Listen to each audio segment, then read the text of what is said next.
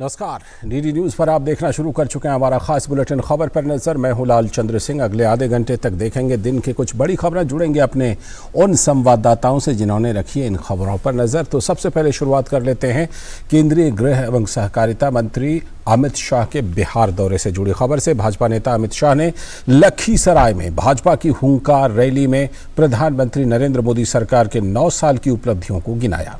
उन्होंने कहा कि पलटू राम नीतीश कुमार हमसे 9 साल का हिसाब मांगते हैं, जबकि वो हमेशा सत्ता के लिए किसी का भी दामन थाम लेते हैं। अभी ये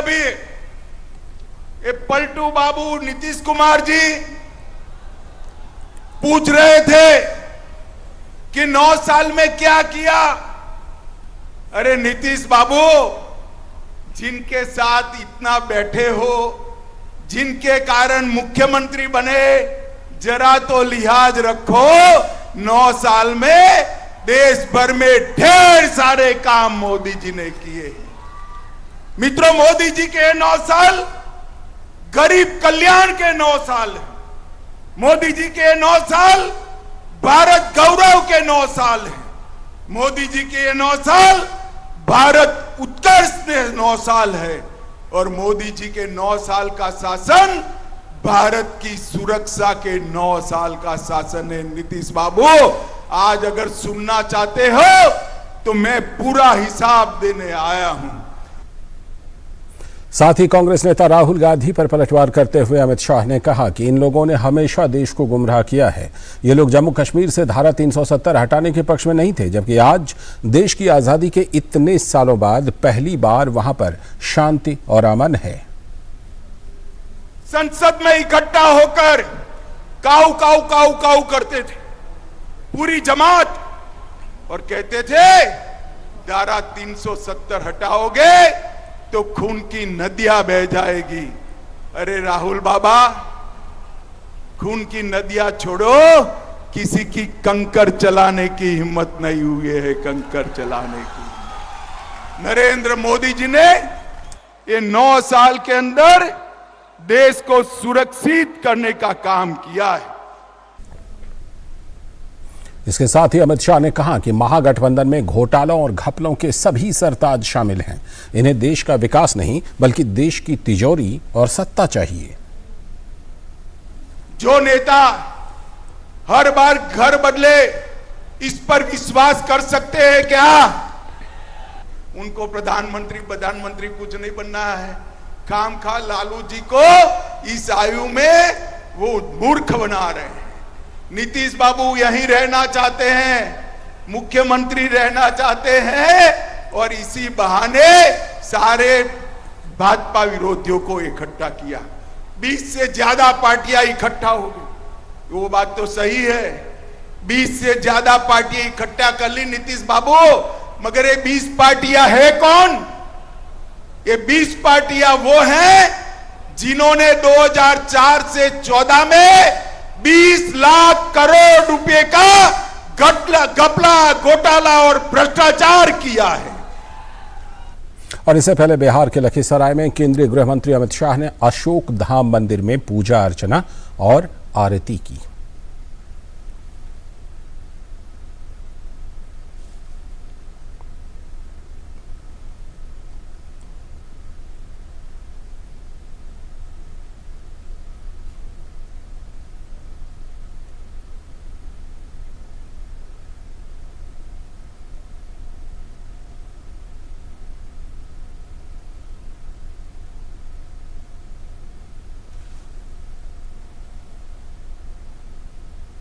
जुड़ रहे हैं हमारे संवाददाता राजेश राज और ज्यादा जानकारी देने के लिए इस खबर पर। राजेश, जिस तरह से कि आज अमित शाह का बिहार का बहुत ही महत्वपूर्ण कार्यक्रम, जनसभा तो उन्होंने संबोधित की, लेकिन उसके बाद कई बैठकों का कार्यक्रम है।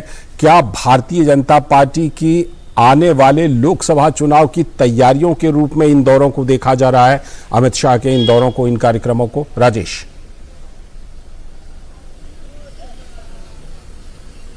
देखिए, निश्चित तौर पर वैसे तो अमित शाह हो या जेपी नड्डा, चाहे प्रधानमंत्री नरेंद्र मोदी, सालों भर भारतीय जनता पार्टी के कार्यक्रम चलते हैं।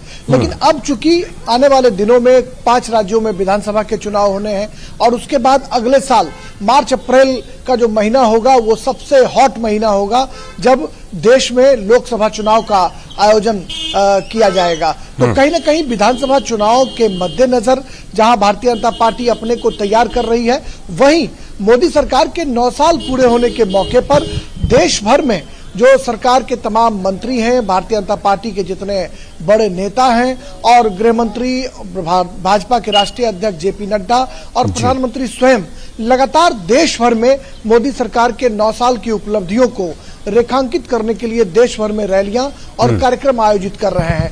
लिहाजा लोकसभा चुनाव जो है वो कहीं ना कहीं उनके कोर में जरूर शामिल है, क्योंकि लोकसभा चुनाव के मद्देनजर ही बिहार में जो आज लखीसराय में उनकी रैली हुई है, उस रैली में कहीं ना कहीं जो हुंकार भरने की जो कोशिश की गृह मंत्री अमित शाह ने लखीसराय की धरती से, जो डॉक्टर श्री कृष्ण सिंह बिहार के प्रथम मुख्यमंत्री जो थे उनकी ये धरती रही है और यहाँ से उन्होंने हुंकार भरने की कोशिश की, नीतीश कुमार को कटघरे में खड़ा किया, मोदी सरकार की उपलब्धियां बताई और ये कहने से नहीं चूके कि नीतीश बाबू थोड़ा लिहाज तो कर लिया करो, जिसकी बदौलत सरकार में रहे, जिसकी बदौलत मुख्यमंत्री रहे, उस पर कमेंट करने से बाज नहीं आते। यानी जिन एनडीए गठबंधन के सहारे कहीं ना कहीं नीतीश कुमार लगातार सत्ता में बने रहे और मुझे याद है कि अटल बिहारी वाजपेयी ईटीवी जैसे चैनल, खबरिया चैनलों पर वो विज्ञापन लेकर अटल जी स्वयं आते थे और कहते थे कि नया बिहार नीतीश कुमार। 2005 का जो नवंबर का चुनाव था उसमें जब उनको प्रोजेक्ट किया गया तब नीतीश कुमार जो है वो बिहार के मुख्यमंत्री बने। 2005 के जो फरवरी का चुनाव था, उस फरवरी वाले चुनाव में जब सीएम नीतीश को नहीं प्रोजेक्ट किया गया तो बिहार की सत्ता से लालू प्रसाद को हटाना जो था वो संभव नहीं हो पाया था। लेकिन बीजेपी ने, अटल जी ने उन्हें नया बिहार नीतीश कुमार स्लोगन के साथ बिहार के चुनावी मैदान में उतारा और फिर वो मुख्यमंत्री बने और कई वर्षों से लगातार बिहार की सत्ता पर काबिज है, जिसकी याद अमित शाह ने उनको दिलाने का काम किया। बिल्कुल, हम जानते हैं कि उस समय नीतीश कुमार की समता पार्टी की भारतीय जनता पार्टी की तुलना में आधी सीटें होती थी जब उनको बीजेपी ने मुख्यमंत्री बनाया था। लेकिन आज जो उनका दौरा है अमित शाह का, बिहार का दौरा, उस बिहार के दौरे में आप क्या उनका सारा कार्यक्रम हो गया, बैठकों का जो सिलसिला होना था वो पूरा हो चुका है और क्या वो दिल्ली के लिए रवाना हो चुके हैं या ये बैठकें चल रही हैं अभी?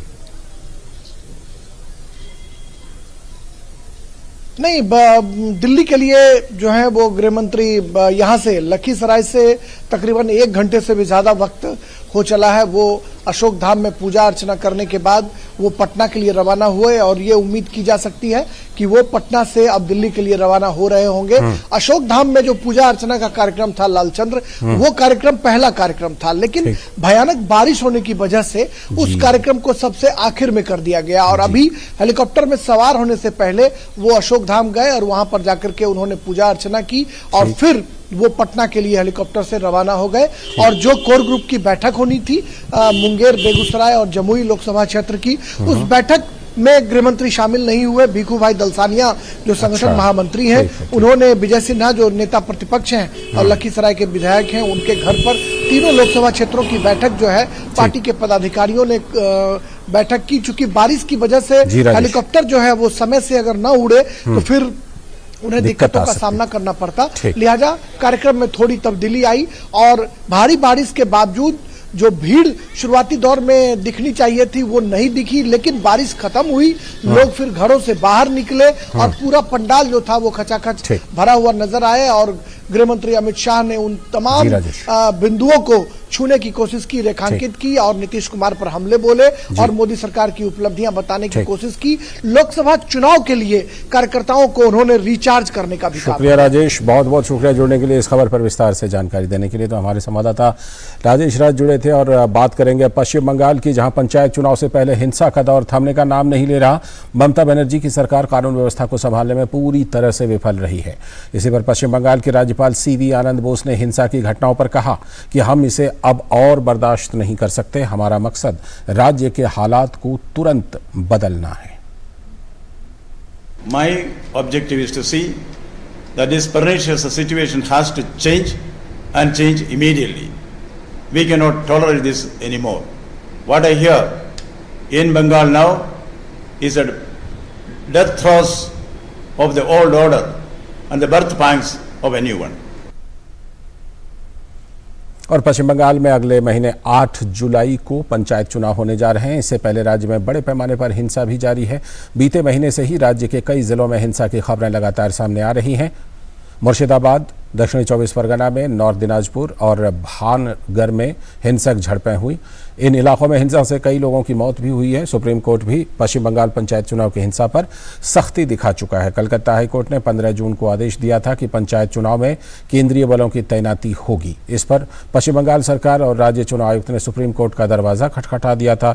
इस पर सुप्रीम कोर्ट ने सुनवाई करने से इनकार कर दिया था। सुप्रीम कोर्ट ने कहा था कि चुनाव करवाना हिंसा का लाइसेंस नहीं है। अगर लोग नामांकन करने नहीं जा पा रहे या उम्मीदवारों के समर्थक आपस में भिड़ रहे हैं तो स्वतंत्र और निष्पक्ष चुनाव कैसे हो सकता है। तो पश्चिम बंगाल में ये हिंसा थम नहीं रही है और पंचायत चुनाव से पहले जमकर हिंसा हुई है। प्रसेनजीत बख्शी हमारे संवाददाता जुड़ चुके हैं इस खबर पर और ज्यादा जानकारी के साथ। प्रसेनजीत दा, जब राज्यपाल कह रहे हैं कि अब इसे और बर्दाश्त नहीं किया जा सकता, तुरंत एकदम एक्शन लेना पड़ेगा, तो वो किस बात की तरफ इशारा कर रहे हैं? क्या एक्शन ले सकते हैं और क्या एक्शन हो रहा है? नहीं, देखिए, ये काफी दुख की बात है लालचंद। लॉ एंड ऑर्डर जो प्रदेश सरकार की जिम्मेदारी है, मुख्यमंत्री की जिम्मेदारी है और ऊपर से जो मुख्यमंत्री पुलिस मिनिस्टर भी है उनकी जिम्मेदारी है। लेकिन राज्यपाल को ये पहली बार नहीं है, पिछले कई दिनों में कई बार कहना पड़ा, क्योंकि आप भी ये फुटेज में दिखा रहा है कि किस तरह की स्थिति है सिर्फ पंचायत चुनाव को लेकर। तो इसीलिए शायद दक्षिण भारत के लोग, सीवी आनंद बोस, उनको इस तरह से अंदाजा नहीं था कि बंगाल किसी जगह पे सिर्फ पंचायत चुनाव को लेकर ऐसा भी हो सकता है। इसीलिए उन्होंने अपना जो दायरे है उस दायरे में रहकर, चाहे वो केंद्रीय बल हो चाहे कुछ भी हो, इसका जो जायजा लेना चाहिए। जिस तरह से ये सब सीएपीएफ को मुतयन करने के लिए जो कुछ भी स्टेट इलेक्शन कमीशन के ऊपर दबाव डालना चाहिए, इस तरह की जो उनके दायरे में जो कुछ भी होना चाहिए, वो एक गवर्नर के नाते वो करने की कोशिश कर रहा है। लेकिन ये बंगाल के लिए काफी दुख की बात है कि एक गवर्नर को इस तरह की बयान देना पड़ रहा है। यही हमारे लिए काफी चिंता की बात है लालचंद जी। और जिस तरह से इस बीच में हिंसा की खबरें लगातार आ रही हैं दादा, सुप्रीम कोर्ट भी कह चुका है, बाकी जगहों से टिप्पणी आ चुकी है कि इतनी भी अगर मान लीजिए हिंसा काबू में नहीं आ रही है तो इस तरह से हिंसक माहौल में चुनाव करवाने से ही क्या फायदा हो जाएगा। तो क्या इस पर भी वहां पर कुछ चर्चा हो रही है क्या, कि या फिर 8 जुलाई को अगर चुनाव होना है तो होना है, चाहे ये हिंसक घटनाएं रुकें या ना रुकें? सवाल ठीक ठाक पूछे। मैंने ऐसे सवाल तो आप, मुझे पता नहीं आप दिल्ली में बैठ के कैसे इस तरह की सवाल पूछे, क्योंकि बंगाल की चाय की दुकान में और जो पूरे विश्व में मशहूर है कि यहाँ पे कुल्हड़ की चाय पीते पीते लोग इस तरह की आलोचना करते हैं। तो यहाँ पे तो यही आलोचना है कि अगर पूरे प्रदेश में 70,000 से ऊपर बूथ है, इस तरह की हिंसा है और जिस प्रदेश में रिकॉर्डेड पुलिस बल की संख्या है सिर्फ 78,000, जिसमें से काफी क्लरिकल लोग होंगे, काफी बाबुओं की घर में चाय पानी देने के लिए लगे हुए होंगे, तो ये सिर्फ 78,000 पुलिस लेके किस तरह से एक दिन का चुनाव पूरे प्रदेश में किया जाएगा, जहां पे जो केंद्रीय सरकार है, होम मिनिस्ट्री है, उनकी तरफ से 350 के आसपास कंपनी के ज्यादा अभी तक ये जो केंद्रीय सुरक्षा बल है ये देने लायक नहीं है। ऐसा कैसे हो सकता है, क्योंकि पूरे देश में ये जो सीएपीएफ है इसका जरूरत है। ऐसा तो नहीं है कि बंगाल में सिर्फ 8 जुलाई को चुनाव होने जा रहा है इसीलिए सारे के सारे सीएपीएफ यहाँ को बंगाल में लगाया जाए, तो बाकी जगह क्या छोड़ दे, या जो लोग रिजर्व में है वो लोग क्या अपना काम छोड़ दे? तो ऐसा तो नहीं हो सकता। इसीलिए जो विरोधी है, बीजेपी है, उनकी तरफ से बताया जा रहा था आप कई दफे में इस चुनाव को बांट दे, जो जैसे 2018 में किया गया था, जैसे 2013 में भी किया गया था। तो लेकिन ये जो सरकार और अभी का जो इलेक्शन कमीशन है यहाँ पे, वो सिर्फ एक ही दिन में एक दफा में 8 जुलाई को चुनाव करने में लगे हुए हैं। हमें पता नहीं कि इस तरह की अगर हिंसा जारी रहे तो चुनाव कैसे हो, इसी की इशारा किया है गवर्नर डॉक्टर सीवी आनंद बोस की कैसे हो सकता है। उन्होंने बार बार यही कहने की कोशिश कर रहे हैं कि जो सुरक्षा बल चाहिए वो एक दिन में संभव नहीं है। आप एक दिन में चुनाव करने के लिए लगे हुए हैं और आप जो हिंसा है उसको आप नियंत्रण में भी नहीं ला सकते, तो कैसे होगा। तो इसीलिए गवर्नर साहब शायद जरा चिंतित है और वो अपने दायरे में रहकर कुछ करने की कोशिश में है। लालचंद ठीक, इस बीच में विपक्षी पार्टियां जो हैं, प्रमुख विपक्षी पार्टी बीजेपी, सीपीएम, कांग्रेस, ये सब पार्टियां एक चरण में चुनाव कराने के शुरू से खिलाफ थी, आलोचना कर रही थी। इन लोगों का इस समय क्या स्टैंड है दादा? अभी भी इलेक्शन कमीशन के सामने उनका दबाव है, जो डेमोक्रेटिक प्रोसेस में हो सकता है अपना ज्ञापन देने की काम उन्होंने जारी रखा है। और मुझे लगता है कि कुछ लोग ऐसे भी कह रहे हैं कि अदालत शायद कुछ फैसला लेंगे, लेकिन मुझे जहां तक लग रहा है, ये सिर्फ आलोचना के लिए मैं कह रहा हूं कि इलेक्शन कमीशन भी एक कॉन्स्टिट्यूशनल बॉडी है और अदालत भी अपना ऑटोनोमस बॉडी है। ये अदालत की तरफ से कितना दूर तक संभव है कि ये 5 दफे में हो या 3 दफे में हो, इसके बारे में इलेक्शन कमीशन तो सुझाव दे, मुझे तो लगता नहीं है जहां तक हमारी इंडियन कॉन्स्टिट्यूशन की बात है। लेकिन फिर भी अदालत भी, लोग तो ये कह रहे हैं कि ये सरकार चालित प्रदेश नहीं है, ये अदालत चालित प्रदेश हो गया है पिछले 1.5 महीनों में जी। क्योंकि अदालत की तरफ से बार बार जिस तरह से अलग अलग इशू पर सवाल उठाया जा रहा है, स्टेट इलेक्शन कमीशन को फटकार लगाया जा रहा है, एक के बाद एक एकदम जायज फटकार, लेकिन उसके बाद भी स्टेट इलेक्शन कमीशन ना उनकी जो पैटर्न है स्टेट प्रदेश की सरकार, किसी भी तरफ से कोई भी इशारा नहीं है कि वो किस तरह से प्रदेश की कानून व्यवस्था को काबू में लाएंगे। तो इसीलिए सब लोग चिंतित है कि इस तरह से एक दिन का चुनाव कैसे हो पाएगा। जी, आपने आम लोगों की चर्चा की और बिल्कुल सही चर्चा की कि वहां पर चाय पर बैठ करके भी पॉलिटिक्स की चर्चा होती है उन इलाकों में, खासतौर पर पूरब के इलाकों में। आम लोगों की इस चुनाव पर जिस तरह से हिंसा हो रही है, जिस तरह एक चरण में चुनाव कराया जा रहा है, उनकी कोई सेंटिमेंट, उनकी कोई प्रतिक्रिया आपको दिखाई पड़ रही है, उनका कोई विचार?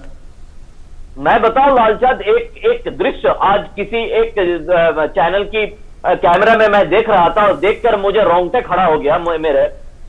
एक बूढ़े रास्ते के ऊपर बैठे हुए हैं और वहां से वो जो सेंट्रल सिक्योरिटी फोर्स, उनका एक रूट मार्च देखने को मिल रहा है और ये जो बूढ़े बुजुर्ग आदमी ये इस तरह से प्रणाम कर रहे हैं। अब समझ लीजिए बंगाल की हालत, लोगों की दिल की हालत। इस एक दृश्य से मैं वो बधाई देना चाहूंगा उस कैमरा पर्सन को जिन्होंने इस फ्रेम को सोचा है। तो ये एकदम कैंडिड फ्रेम है, ऐसा नहीं है कि उसमें उस बुजुर्ग को बताया गया है कि आप करें। तो लोग प्रदेश में रहते हुए, गांव में रहते हुए, जो कभी सेंट्रल आर्म पुलिस फोर्स देखे नहीं है, उन्होंने आने वाले चुनाव के लिए अपने सुरक्षा के लिए इतना चिंतित हो गए कि वो सीआरपीएफ को देकर प्रणाम की स्थिति में बैठे हुए हैं। यही बंगाल की हाल है लालचंद, और जो आम लोग हैं उनकी अंदर की बात है। ठीक, बहुत बहुत शुक्रिया दादा जुड़ने के लिए और इस खबर पर विस्तार से चर्चा करने के लिए। और अब हम अगली खबर के लिए रुख कर रहे हैं कर्नाटक का।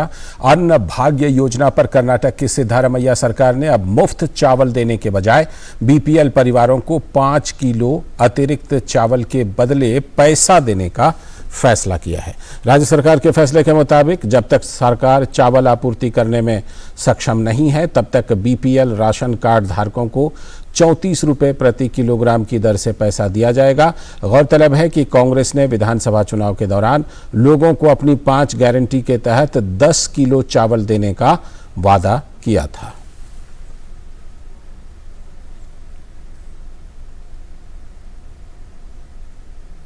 जुड़ रहे हैं हमारे संवाददाता शैलेंद्र मिश्र खबर पर। शैलेंद्र, जिस तरह से ये वादा किया गया था कि 10 किलो चावल मुफ्त में मिलेगा और अब जो है वो चावल तो दे नहीं पाए, अब पैसा दे रहे हैं, वो भी सिर्फ बीपीएल लोगों को, तो ये इससे फिर ये सवाल उठ रहा है कि उन गारंटी का क्या हुआ जो विधानसभा चुनाव के दौरान कांग्रेस ने दिए थे? ये देखिए लालचंद, जब से 5 गारंटी की बात की थी कांग्रेस पार्टी ने और उसके बाद ही हमने देखा कि बीजेपी इस बात को लेकर सवाल उठा रही थी कि क्या कांग्रेस उसे पूरा कर पाएगी या फिर कई शर्तें रखेगी। हमने देखा कि उन गारंटी को पूरा करने में कई शर्तों की बात आई, तब बीजेपी ने सवाल उठाया। और अब जब 10 किलो चावल यानी 5 किलो अतिरिक्त जो चावल है वो न देकर कहा जा रहा है कि उसकी जगह पैसा दिया जाएगा, क्योंकि चावल उपलब्ध नहीं है। ऐसे में सवाल उठता है कि ऐसी गारंटी क्यों दी गई जिसको पूरा करने में कांग्रेस की सरकार सक्षम नहीं है। तो क्या सिर्फ लुभाने के लिए, जनता को लुभाने के लिए इस तरह के वादे किए गए कि गारंटी दे दी जाए? और यही बात बीजेपी लगातार कहती रही कि कांग्रेस पार्टी दरअसल जो वादे करती है, जो चुनावी वादे करती है, वो जनता को लुभाने के लिए, लेकिन उन वादों को सत्ता में आने के बाद पूरा नहीं करती या फिर आधा अधूरा पूरा करती है। तो अब जब ये कहा गया है कि उसकी जगह पैसा दिया जाएगा, तो निश्चित तौर पर यह सवाल उठ रहा है कि जब आपने चावल देने की बात कही थी, तो फिर चावल की जगह आप पैसा देने की बात क्यों कह रहे हैं? और दूसरी तरफ हम देख रहे हैं कि आंतरिक एक मतभेद भी देखने को मिल रहा है कांग्रेस पार्टी में। डीके शिवकुमार और सिद्धारमैया के बीच हमने देखा कि पहले भी इस तरह की बातें सामने आती रही है कि दोनों के बीच मतभेद है। और जब हाल में एक बयान दिया डीके शिवकुमार ने कि सिद्धारमैया, जब इससे पहले सिद्धारमैया की अगुवाई सरकार थी तो एक फ्लाईओवर के मामले में दबाव में झुक गए थे और उसका निर्माण नहीं कराया था। तो दरअसल वो ये दिखाता है कि आंतरिक जो गुटबाजी है वो भी कांग्रेस पार्टी में कर्नाटक में दिख रही है, और साथ ही साथ 5 गारंटी सही तरीके से कांग्रेस पार्टी लागू नहीं कर पा रही। जी, और जहां तक इन चावलों का सवाल है, उस समय बिल्कुल ये कहा जा सकता है कि जब सरकार ने ये वादा किया कि वो चावल मुफ्त में देगी, उस समय उन्होंने बिल्कुल आकलन नहीं किया कि ये चावल कहां से आएंगे, और अब वो कहीं ना कहीं दूसरों के ऊपर ये आरोप डालने का काम कर रही है। शैलेंद्र, तो बिल्कुल निश्चित तौर पर कि जब आप कोई वादा करते हैं तो आप आकलन करते हैं कि इसकी उपलब्धता कैसे होगी, कैसे इसकी आपूर्ति की जाएगी, इसमें क्या चुनौतियां आएंगी। आप वादा करने से पहले ये सब कुछ सोचना होता है कि अगर आप सत्ता में आते हैं तो किस तरह से उस वादे को पूरा करेंगे। और अब हम देख रहे हैं कि उतना चावल ही राज्य सरकार के पास उपलब्ध नहीं है, और वो उसका बहाना भी दे रहे हैं, आरोप लगा रहे हैं, अलग अलग तरह से सफाई में तमाम ऐसी बातें कह रहे हैं कि वो इसलिए चावल नहीं दे पा रहे हैं क्योंकि आपूर्ति उनको नहीं हो पा रही ढंग से। तो निश्चित तौर पर सवाल उठता है कि आप ने एक वादा किया तो उस वादे को सोच समझ के करना चाहिए था कि क्या आप उस राज्य सरकार उसके लिए सक्षम है या फिर राज्य सरकार सक्षम नहीं है। तो निश्चित तौर पर बीजेपी ये सवाल उठाती रही है कि देखिए कांग्रेस पार्टी का यह रवैया रहा है कि जनता को लुभाने के लिए चुनाव के दौरान ऐसे वादे किया जाए जो सत्ता में आने के बाद संभव उस पर तमाम सवाल उठ सकते हैं कि वो संभव हो सकता है उन वादों को पूरा करना या नहीं, और कांग्रेस पार्टी ऐसा करती रही है। तो इस मुद्दे पर भी देखिए बीजेपी को एक बहाना मिला है कांग्रेस पार्टी पर सवाल उठाने। बिल्कुल, मैं आपके पास एक बार फिर से लौटूंगा, आप हमारे साथ बने रहिएगा। इसी बीच कर्नाटक से एक और खबर है, उस खबर को हम दिखा देते हैं, उसके बाद फिर आपके पास लौटता हूं। शैलेंद्र, कर्नाटक के उप मुख्यमंत्री डीके शिवकुमार की एक टिप्पणी ने राज्य की कांग्रेस सरकार के अंदर की गुटबाजी को एक बार फिर से सामने ला दिया है। डीके शिवकुमार ने कहा कि वो एक ऐसी परियोजना पर काम शुरू कर सकते थे जिसे मुख्यमंत्री सिद्धारमैया अपने पिछले कार्यकाल में आगे बढ़ाने से डर रहे थे।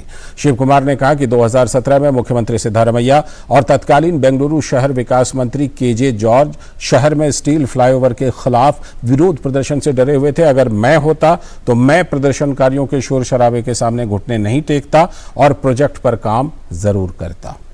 तो ये टिप्पणी जो डीके शिवकुमार की है, इससे कहीं ना कहीं एक बार फिर से दरार सामने आया। शैलेंद्र, जिस तरह की ये टिप्पणी है, पहले से ही कांग्रेस में गुटबाजी की खबरें आती रही हैं, डीके शिवकुमार गुट के नाराज होने की खबर, अब डीके शिवकुमार ने जो ऐसी टिप्पणी कर दी है, इससे सीधा मुख्यमंत्री के ऊपर ही एक तरह से हमला कहा जा रहा है।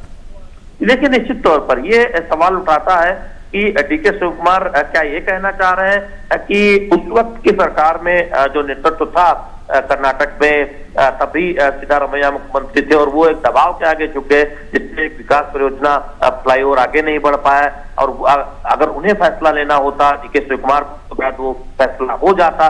तो ये एक तरह से सीधे तौर पर इसे देखें तो एक टिप्पणी मानी जा रही है सिद्धारमैया पर। हालांकि सफाई आई कांग्रेस पार्टी की तरफ से और हमने देखा कि इस मामले को ज्यादा तुलना देने की एक तरह से बात कांग्रेस पार्टी की तरफ से कही गई, लेकिन निश्चित तौर पर चूंकि ये कोई पहली बार नहीं है। डीके शिवकुमार, हम देखते हैं कि डीके शिवकुमार की तरफ से पहले जो बयानबाजी होती रही या फिर मुख्यमंत्री के रेस के दौरान जो एक माथापच्ची हुई और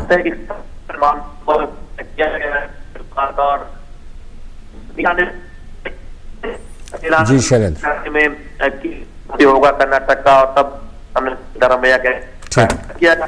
तो ऐसे में ये दिखाता है कि अभी भी सब कुछ ठीक नहीं है, एक आंतरिक बदनता है डीके से।